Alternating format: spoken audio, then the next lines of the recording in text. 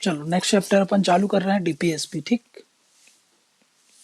DPSP चालू करते हैं। डीपीएसपी का पूरा इसका डिटेल में एनालिसिस करेंगे कि क्या है आखिर में डीपीएसपी। तो समझते हैं डीपीएसपी कौन सा पार्ट है। ये पार्ट 4। ठीक, कहाँ से कहाँ तक डील करता है? आर्टिकल 36 से लेकर के 51 तक। ठीक, देखो क्या बोल रहा हूँ मैं, आर्टिकल 36 से 51 पार्ट 4 ऑफ इंडियन कॉन्स्टिट्यूशन किस चीज से डील करता है? यहाँ से। अब ये डीपीएसपी का कंसेप्ट जो है, ये कंसेप्ट हमने कहाँ से लिया है? बोरोड फ्रॉम, ये पढ़ा था ना सबका, बोरोड कहाँ से कौन कौन सी चीज लिया गया है।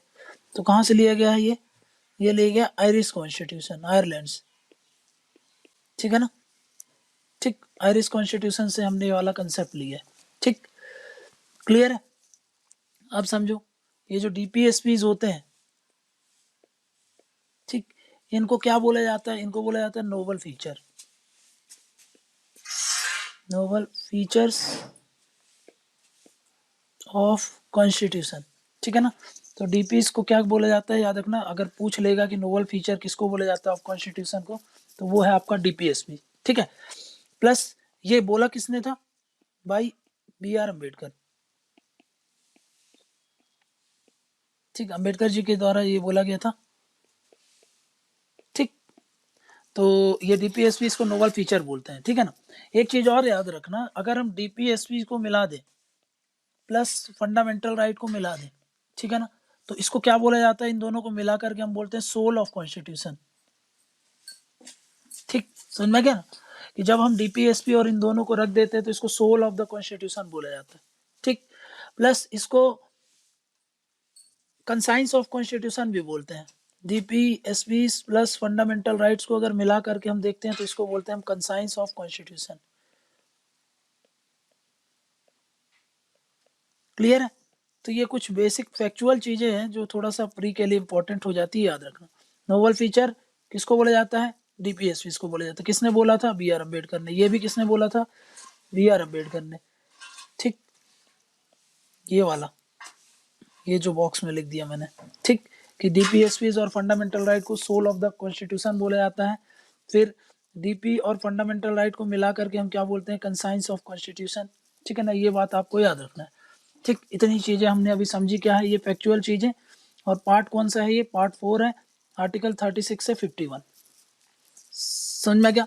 अब समझते हैं क्या कि डीपीएसपी आखिर होते क्या है। समझ में गया? ये तो हमने बेसिक थोड़ा सा फैक्चुअल चीजें, इंट्रोडक्शन समझ लिया क्या है ये तो इंट्रोडक्शन देख लिया हम लोगों ने कि भाई हाँ, डीपीएसपी जैसा कोई चीज है जो पार्ट 4 ऑफ द कॉन्स्टिट्यूशन में दिया है, आर्टिकल इतने से डील करता है, ये यहाँ से बोरोड किया गया है, सब रट्टा मारना है एक एक चीज इसमें। ठीक है, अब समझते हैं कि डीपीएसपी क्या है। डीपीएसपी क्या है, समझो इसको। DPS,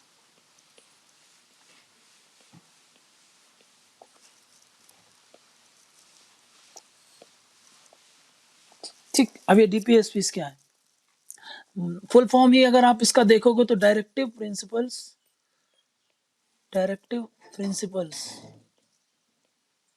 of state policy. ठीक, directive principle of state policy बोलता है। मतलब देखो, एक तरफ है स्टेट क्या करता है? अपनी पॉलिसीज बनाता है। ठीक है ना? उसको यहां से क्या मिलता है? डायरेक्टिव मिलते हैं, डायरेक्शन मिलता है।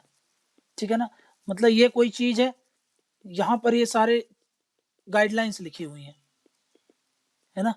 वो गाइडलाइंस क्या एज अ डायरेक्शन एक्ट करती हैं? किसके लिए? स्टेट के लिए, ताकि स्टेट उनका यूज करे काहे में? पॉलिसी फॉर्मुलेशन के लिए। समझ में आ रहा है?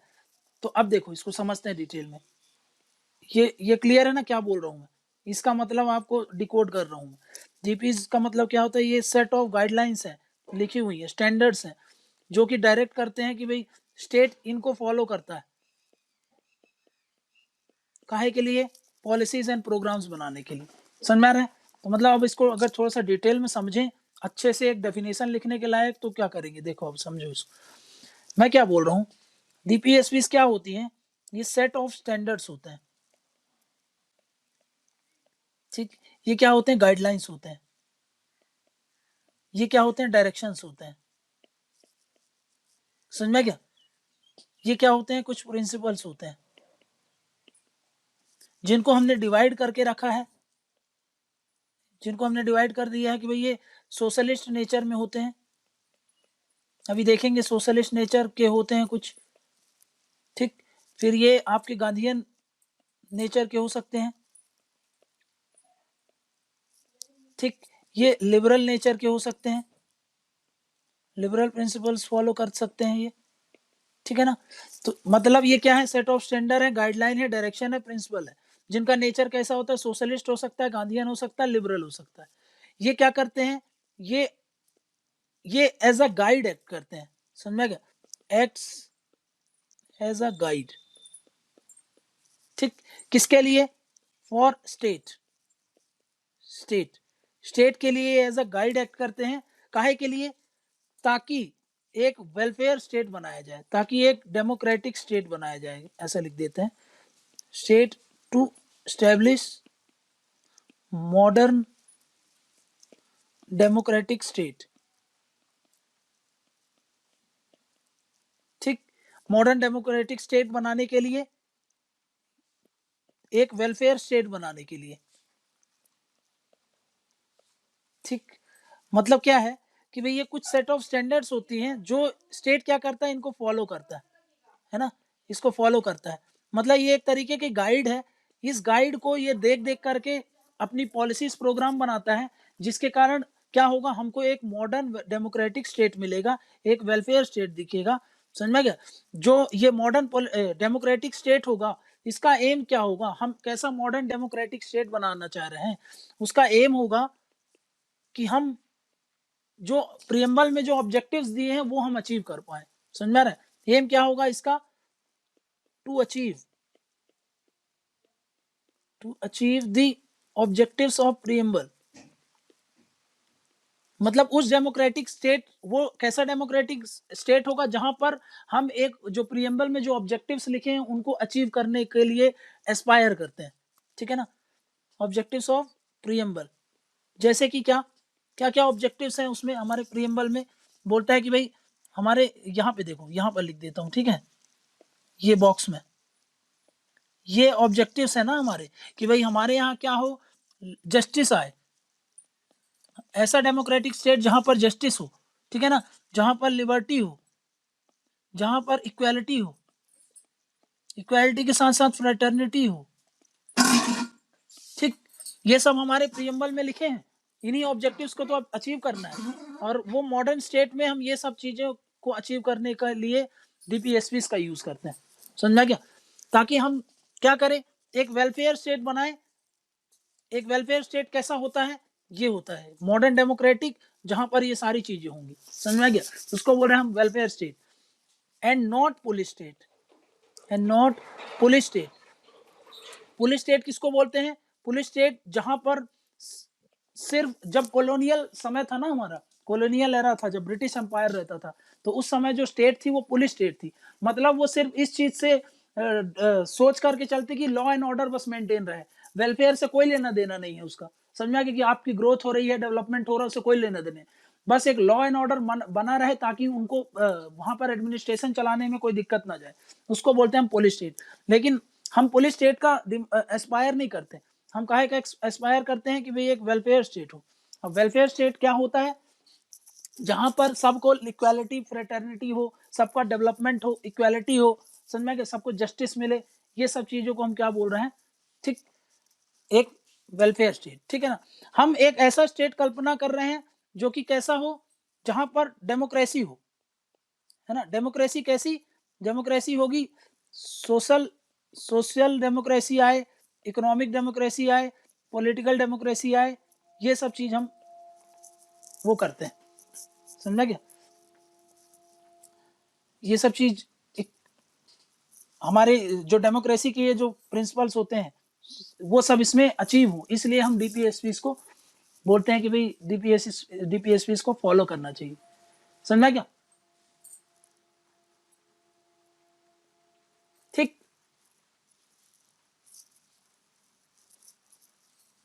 ठीक है, तो ये सारे पॉइंट्स हैं, कुछ थोड़ा सा दिमाग में रख लेना कि डीपीएसपी का मतलब क्या है, ये मीनिंग हमने बना लिया।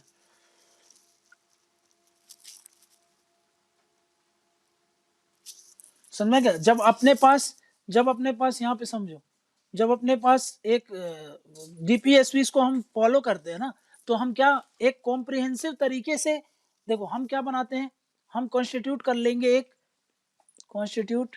एक कॉम्प्रिहेंसिव, एक हम जब हम डीपीएसपी को फॉलो करते हैं ना, तो एक हम कॉम्प्रिहेंसिव प्रोग्राम्स तैयार कर लेते हैं, ठीक है ना, कॉम्प्रिहेंसिव प्रोग्राम्स। वो प्रोग्राम्स कैसे होते हैं, social programmes, economic programmes, political programmes. समझा क्या, तो ये आपकी एक वो हो गई भाई डेफिनेशन।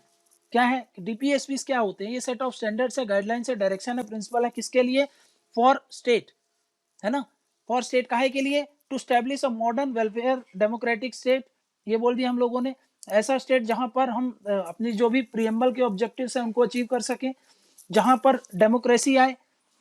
देखो ये जो पॉलिटिकल वाला डेमोक्रेसी है ना, पॉलिटिकल डेमोक्रेसी हम ये ज्यादातर काहे से अचीव करते हैं, फंडामेंटल राइट्स। लेकिन सोशियो और इकोनॉमिक डेमोक्रेसी हम काहे से अचीव करते हैं, डीपीएसपी से।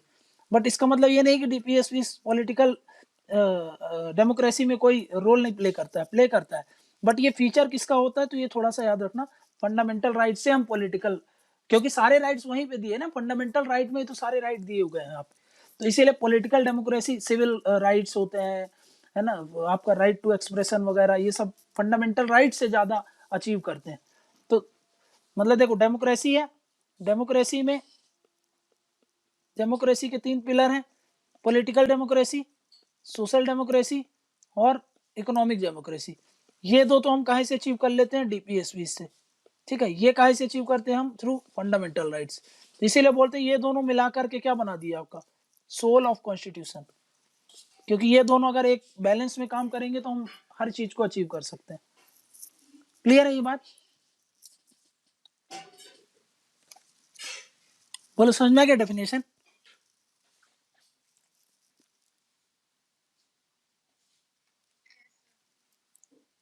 ठीक है,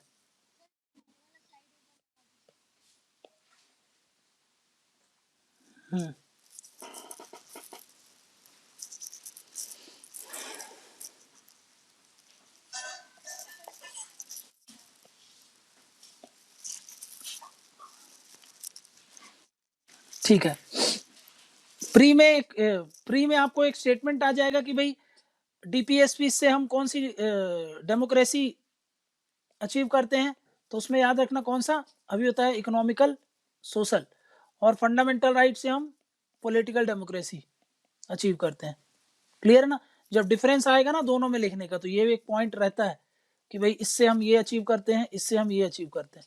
समझ गए ना, खैर आते हैं वापस, मैं क्या बोल रहा हूँ कि भाई ये जो डीपीएसपी होते हैं ये फंडामेंटल टू गवर्नेंस होते हैं। फंडामेंटल टू गवर्नेंस का मतलब क्या है,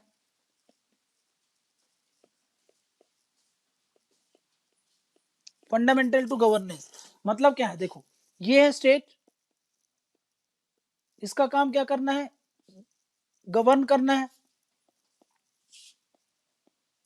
और वो जो गवर्न करेगी उसका नेचर कैसा होगा, गुड गवर्नेंस चाहिए ना सबको, गुड गवर्नेंस चाहिए।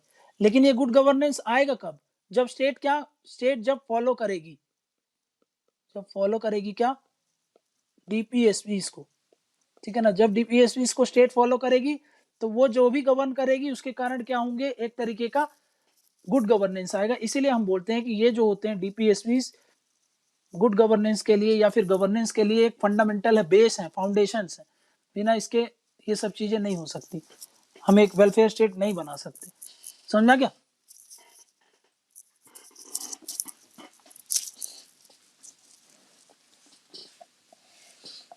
मतलब क्या है, मतलब ये है स्टेट, ये क्या करता है, फॉर्मुलेट्स क्या, पॉलिसीज, प्रोग्राम्स,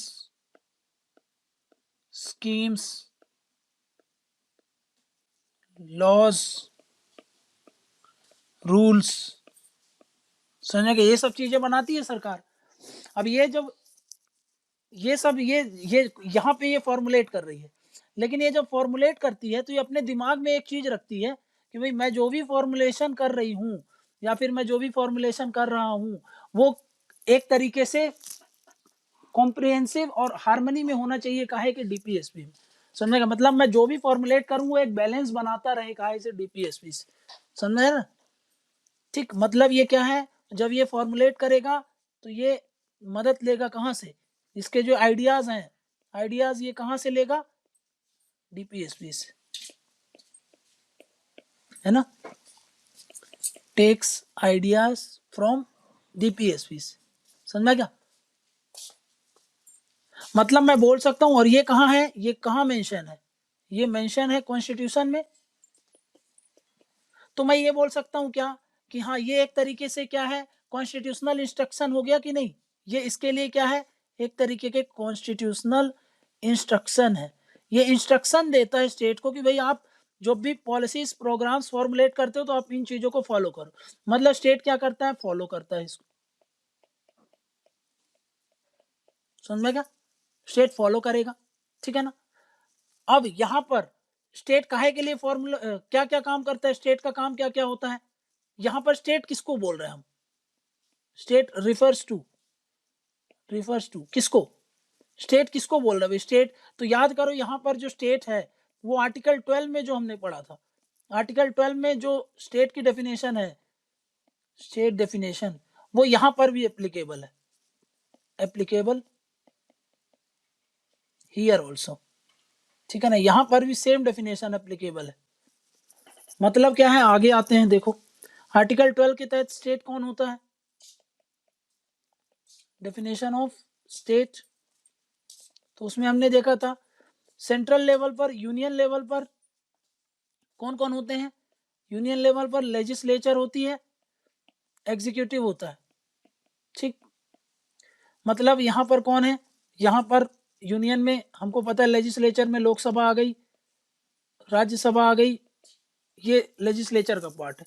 एग्जीक्यूटिव में कौन होता है, काउंसिल ऑफ मिनिस्टर हो गए, पीएम हो गए, प्रेसिडेंट हो गए, ये सब एग्जीक्यूटिव होते हैं। स्टेट लेवल पर, स्टेट का मतलब क्या है, स्टेट लेवल पर, इसका मतलब है भाई यहां पर भी लेजिस्लेचर मतलब विधानसभा और विधान परिषद इंक्लूड हो गए। एग्जीक्यूटिव में कौन कौन आ गया आपका, council of minister, CM, governor, ये सब स्टेट की डेफिनेशन में आ गए, ठीक है। उसके बाद हमने क्या पढ़ा था कि भाई ये लोकल लेवल पर अर्बन लोकल बॉडीज भी इसकी डेफिनेशन में आ जाती हैं, पंचायती राज इंस्टीट्यूशंस भी आ जाते हैं इसकी डेफिनेशन। फिर हमने देखा था कि भाई सर जो statutory and non statutory bodies होती हैं, statutory plus non statutory bodies ये भी आ जाती हैं, हमने देखा था। इवन प्राइवेट बॉडीज भी आ जाती हैं, याद करो प्राइवेट बॉडीज भी आ जाती हैं जो कि working for public interest under state, ठीक है। तो वो भी क्या कर लेंगी, उसको भी हम क्या मान के चलते थे, वो आ जाते हैं स्टेट की डेफिनेशन में।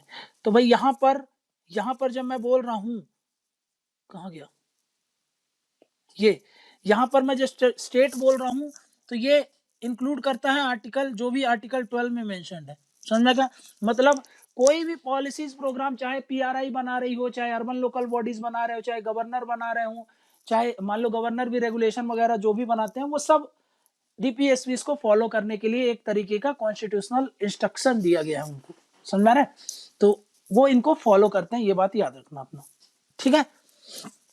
मतलब स्टेट बेसिकली काहे में फॉलो करता है, अभी मैंने बता दिया, ठीक है ना। लेजिस्लेटिव मैटर पर स्टेट फॉलो करता है, मतलब जो भी रूल्स लॉज ये सब बनाना है, पॉलिसीज प्रोग्राम्स बनाना है। प्लस एग्जीक्यूटिव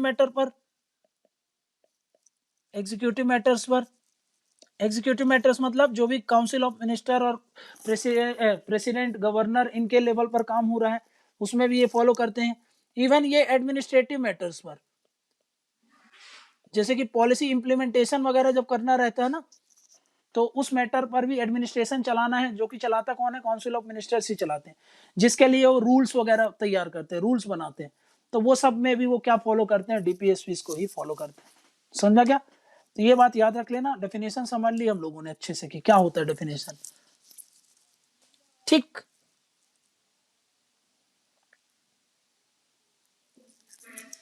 ठीक है, समझ में क्या ये क्या है डेफिनेशन? बोलो, क्लियर है? ठीक है, नेक्स्ट बढ़ते हैं। देखो ऐसा, ये जो हमने डीपीएसपी का कंसेप्ट है ना,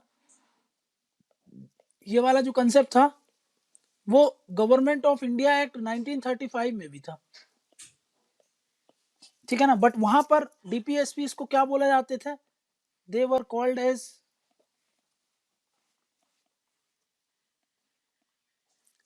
जिसको बोलते हैं हम instrument of instructions, instrument of instructions. मतलब देखो, गवर्नमेंट ऑफ इंडिया एक्ट के नाम, गवर्नमेंट ऑफ इंडिया एक्ट है, उसमें एक टॉपिक था, समझो कि एक चैप्टर होगा कोई सा, जिसको हम क्या बोलते हैं, इंस्ट्रूमेंट ऑफ इंस्ट्रक्शंस। ठीक, वहां पर कुछ इंस्ट्रक्शंस लिखे हुए थे, ये कब का है, 1935 का, ठीक है। इस इंस्ट्रक्शन को बोलते हैं इंस्ट्रूमेंट ऑफ इंस्ट्रक्शंस। ये क्या थे, एक तरीके का ये गाइड करते थे। ये किसको गाइड करते थे, जो ब्रिटिश इंडिया गवर्नमेंट थी ना, प्लस जो वहां के उस समय के जो वाइस रॉय थे, वाइस रॉय, ठीक है ना, वो उनको इंस्ट्रक्शन देता था ताकि एडमिनिस्ट्रेशन ढंग से कैरी आउट किया जा सके। समझ में क्या, फॉर एडमिनिस्ट्रेशन इन इंडिया। ठीक, तो ये इंस्ट्रूमेंट ऑफ इंस्ट्रक्शन है, जो कि वाइसरॉय या फिर गवर्नर जनरल बोल लो आप इसको, उनके लिए इंस्ट्रक्शन का काम करते थे, ताकि वो क्या करे, बेहतर तरीके से एडमिनिस्ट्रेशन कैरी आउट कर सके। इसमें और इंडिया वाले में क्या डिफरेंस है, इंडिया वाले में देखो, ये सिर्फ किसके लिए गाइड था, ब्रिटिश इंडिया और वाइसरॉय के लिए, और हमारा डीपीएसपी किसको गाइड करता है, स्टेट को, ठीक है ना, जो कि काहे को, स्टेट काहे के लिए ये इंक्लूड करती है आपको, ये सबको इंक्लूड करती है। अभी डेफिनेशन हमने देखा था ना, डेफिनेशन काहे के लिए, आर्टिकल 12 में ब्रॉडर है, ये थोड़ा सा ब्रॉडर सेंस में देखते हैं हम इसको, इसका पर्सपेक्टिव ज्यादा, बहुत लार्ज पर्सपेक्टिव है। समझा क्या, मतलब वहां पर क्या बोल रहा हूं मैं, जब ये इंस्ट्रूमेंट ऑफ इंस्ट्रक्शन है तो ये सिर्फ एग्जीक्यूटिव हो गए, ये एग्जीक्यूटिव थे, और ब्रिटिश गवर्नमेंट के अंदर में जो, जैसे कि वो लेजिस्लेचर काम करती थी, उसको भी गाइड करते थे। तो उस समय सिर्फ काहे के लिए था, लेजिस्लेचर के लिए और वाइसरॉय के लिए। हमारे लिए, हमारा क्या है, ब्रॉडर पर्सपेक्टिव है। समझ गया, ठीक है ना। एडमिनिस्ट्रेटिव मैटर्स पर भी हम कर सकते हैं, बहुत सारे मैटर्स पर, तो हमारा पर्सपेक्टिव थोड़ा सा बड़ा हो जाता है as compare to instrument of instructions. Clear है?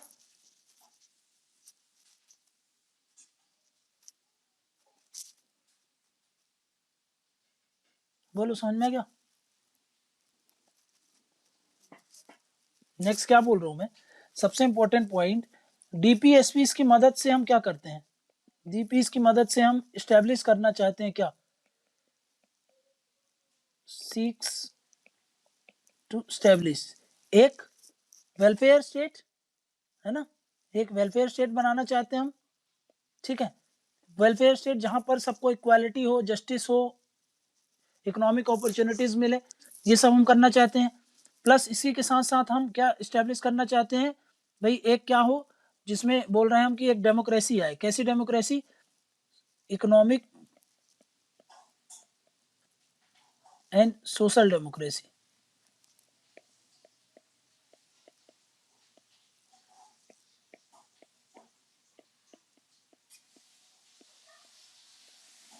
ठीक है, ये बात याद रखोगे कि भाई यहाँ इकोनॉमिक और सोशल डेमोक्रेसी लाने की बात करते हैं हम, काहे से, डीपीएसपी की मदद से। ठीक, नेक्स्ट ये भी अभी हमने पढ़ा क्या कि डीपीएसपी के द्वारा हम क्या बनाना चाहते हैं, हम एक कंसेप्ट की कल्पना करते हैं जहां पर एक वेलफेयर स्टेट हो, है ना, सीक्स टू स्टैब्लिश, ये तो लिख ही दिया, welfare state, seeks to establish a welfare state, मतलब एक डेमोक्रेटिक स्टेट भी बनाना चाहते हैं, ठीक है ना, डेमोक्रेटिक स्टेट, इसका मतलब तो आपने समझ ही लिया है, ठीक है ना, क्या था, तो अभी हमने देख लिया डेमोक्रेटिक स्टेट का मतलब क्या है, ठीक है, क्लियर है ये बात। अब देखो नेक्स्ट समझना है क्या, नेक्स्ट समझते हैं। अब देखो और इसमें और कुछ क्या बता दूं मैं तुमको, ठीक है चलो इतना काफी है समझाने के लिए तुमको, ठीक है। अब देखते हैं क्या है, मतलब क्या है ये, देखो ये है आपका गवर्नेंस, उस गवर्नेंस, ये गवर्नेंस जो भी होता है ये काहे पर बेस्ड होता है, बेस्ड ऑन डीपीस, है ना, ये जो गवर्नेंस है वो काहे पर बेस्ड है, वो डीपीस पर बेस्ड है, ठीक है। लेकिन एक चीज याद रखो, अब ये डीपीस पर बेस्ड तो है, ठीक है ना, बेस्ड है मतलब जो भी गवर्नेंस हम करते हैं तो हम अपने डीपीस को दिमाग में रखते हैं, है ना, state keeps in mind, state अपने दिमाग में रखता है कि मेरे को जो भी गवर्नेंस करना है वो डीपीस की तरह करना है, डीपीस को ध्यान में रख के करना है। लेकिन एक बात समझो, ये जो होते हैं ना, स्टेट क्या करेगा, यूज करेगा डीपीस को काहे के लिए, गवर्नेंस को, मतलब स्टेट क्या कर रहा है, state uses DPs for governance, इसीलिए तो हम बोल रहे थे कि डीपीस क्या होते हैं, फंडामेंटल टू गवर्नेंस होते हैं। लेकिन एक चीज आप दिमाग में रखो, it is non justiciable in nature, but याद रखो it is non justiciable in nature, मतलब समझते हो इसका क्या है, बताया था, it is non justiciable in nature, ये सबसे इंपॉर्टेंट पॉइंट है, ठीक है ना, ये सबसे इंपॉर्टेंट है कि नॉन जस्टिसिएबल इन नेचर है, ये समझ आना है अब तुमको, ठीक है ना, तो सबसे इंपॉर्टेंट अभी तक का जो भी मैंने लाइन लिखी है वो ये है, नॉन जस्टिसिएबल इन नेचर, मतलब समझो ये है स्टेट, स्टेट क्या करेगा, फॉलोज क्या डीपीज, ये डीपीज क्या है, ये सेट ऑफ गाइडलाइंस है ना, ये प्रिंसिपल्स हैं, तो इनमें कुछ लिखे होंगे, कुछ प्रिंसिपल्स लिखे होंगे, ठीक है, कुछ प्रिंसिपल्स लिख देते हैं हम, ठीक। अब वो प्रिंसिपल्स को हमने क्या कर दिया है, डिवाइड कर दिया है, ठीक है ना, वो प्रिंसिपल को मैंने डिवाइड कर दिया, क्या बताया था तुमको, सोशलिस्ट नेचर के हो सकते हैं, वो आपके गांधीयन नेचर के हो सकते हैं, वो आपके लिबरल हो सकते हैं, ठीक है ना, तो ऐसे करके हमने ग्रुपिंग कर दी उनकी। अब देखो, अब स्टेट को तो बोला है कि ये फॉलो करेगा, समझ रहा है, और यहां पर मैं बोल रहा हूं ये नॉन जस्टिसिएबल है, नॉन जस्टिसिएबल, मान लो यहां पर लिखा था एक चीज, मैं ये रेड लाइन से लिखता हूं, यहां पर लिखा था कि इस चीज को स्टेट को फॉलो करना था, है ना, स्टेट टू फॉलो, स्टेट को ये वाला बात फॉलो करना था, और अगर वो फॉलो नहीं कर रहा है तो फिर क्या हम कोर्ट जा सकते हैं, तो फिर हम इस केस में कोर्ट नहीं जा सकते, इसीलिए मैं बोल रहा हूँ ये नॉन जस्टिसिएबल है, मतलब हम क्या नहीं कर सकते, हम स्टेट को फोर्स नहीं कर सकते, समझ क्या, मतलब state can not be forced, समझ क्या, या फिर कंपेल्ड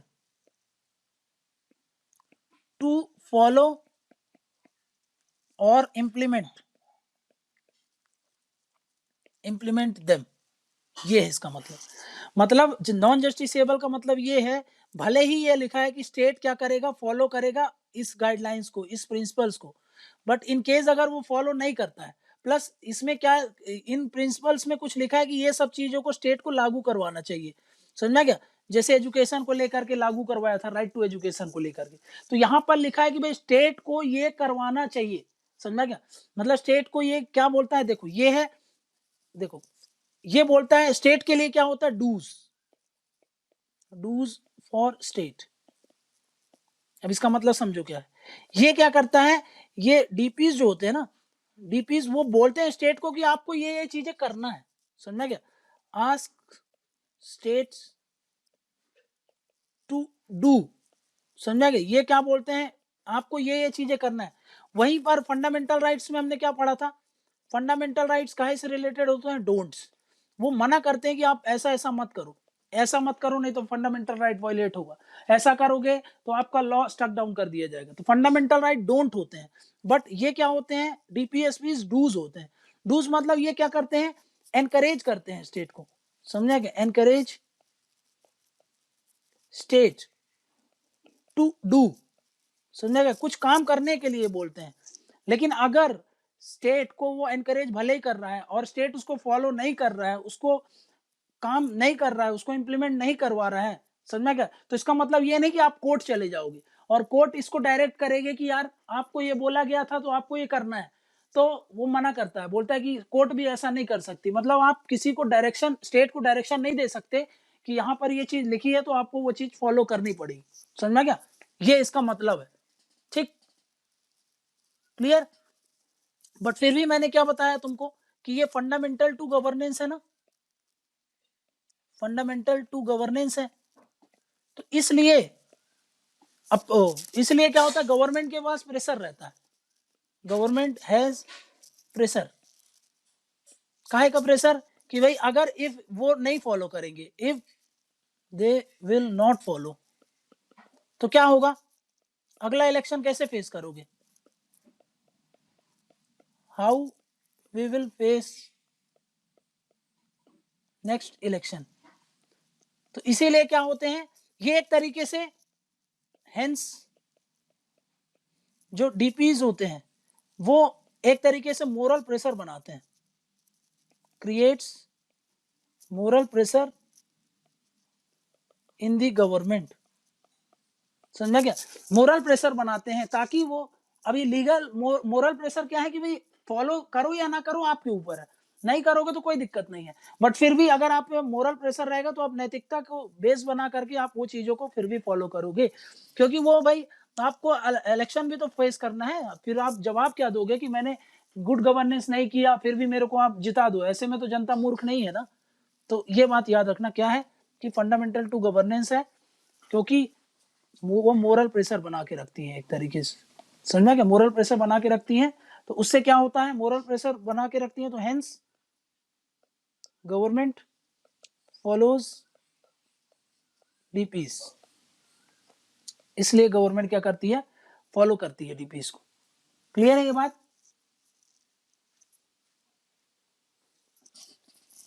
बोलो समझ में आ गया? ठीक है, नेक्स्ट देखते हैं। अब देखो आर्टिकल 13 क्या बोलता है, आर्टिकल 13 क्या बोलता है, कंसेप्ट ऑफ जुडिशियल रिव्यू, जिसमें जुडिशियरी क्या कर सकती है, कैन स्ट्रक डाउन लॉज, है ना, लॉज को स्ट्रक डाउन करती है। लेकिन कभी कभी क्या होता है, जुडिशियरी, मान लो कि जुडिशियरी कोई लॉ को इंटरप्रेट कर रही है, इंटरप्रेट्स लॉ, किसको, लॉ को इंप्लीमेंट इंटरप्रेट कर रही है, और जुडिशियरी को ऐसा समझ में आया कि भाई ये डीपीएसपी था, है ना, ये डीपीएसपी में कुछ बातें लिखी थी, डीपीएसपी में ये बातें लिखी, तो इस डीपीएसपी को इफेक्ट दे रही है ये लॉ, है ना। मतलब क्या बोल रहा हूँ, यहाँ पे ऐसा एरो बना लो, ये जो लॉ था, ये जो लॉ था ये सीक्स टू गिव इफेक्ट, है ना, टू डीपीएसपी। मतलब ये लॉ क्या कर रहा था, ये डीपीएसपी में कुछ बातें लिखी थी उसको इंप्लीमेंट कराने की कोशिश कर रहा था, समझ में गया? तो इस केस में जुडिशियरी क्या कर देगी, उस लॉ को जस्टिफाई कर देगी। वो अगर वो सोच रही थी कि मैं इसको स्टक डाउन कर दूं, लेकिन फिर वो सोची कि यार नहीं, ये वाला लॉ तो ये वाले डीपीएसपी को क्या करता है, इफेक्ट देने का कोशिश कर रहा है, इसलिए क्या करेगी, उस लॉ को अपहेल्ड कर सकती है वो। मतलब क्या करती है, ये बोल रहा हूं कि मैं ये सेव कर लेती है, समझा क्या? डीपीएसपी को, डीपीएसपी को अगर आप इफेक्ट देने के लिए करते हो, मतलब क्या बोल रहा हूँ, डीपीएसपी को यहां पे ऐसा करते, law giving shape to DPSP. तो जो भी लॉ डीपीएसपी को इंप्लीमेंट की कोशिश करते हैं, समझ में क्या, तो उसके कारण क्या होता है, वो सेव कर लेता है, स्टक डाउन होने से बच जाते हैं। समझ में आ रहा है? ठीक है ना। तो इसको क्या कर देगी फिर, जब इसका जुडिशियल रिव्यू होगा तो वो उसको क्या कर देगी, सेव कर देगी, सेव्स फ्रॉम,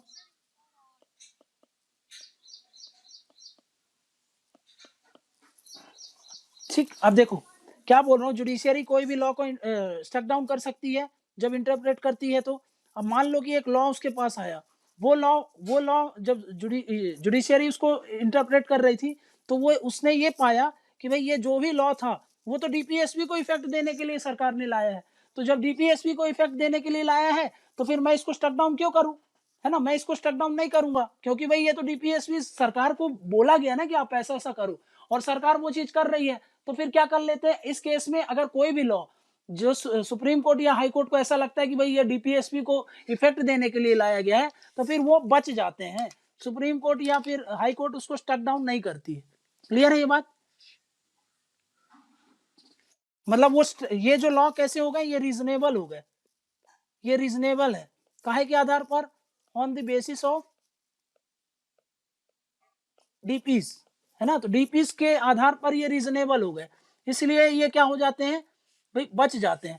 मतलब क्या होता है, मतलब मैं ये बोल सकता हूं कि डीपीस के कारण क्या हो रहा है, डीपीस के कारण ये जो डीपीस है, DPS helps in determining the constitutional validity of laws by judiciary, है ना। समझना क्या है मतलब, डीपीएसपी क्या करते हैं, अब वो जो लॉ था, ये जुडिशियरी है, ये जुडिशियरी ने इंटरप्रेट कर रही है, ये इंटरप्रेट कर रही है किसको, ये लॉ को, ये लॉ था। समझना क्या मतलब, क्या कर रही है, वो चेक करती है, क्या checks constitutional validity of law, और उसको अगर लगता है कि भाई ये तो डीपीएसपी को इफेक्ट देने के लिए ये लॉ लाया गया, तो फिर मैं उसको स्टक डाउन क्यों करूं। समझना क्या, इसलिए वो क्या कर जाते हैं, बच जाते हैं। क्लियर है ये बात?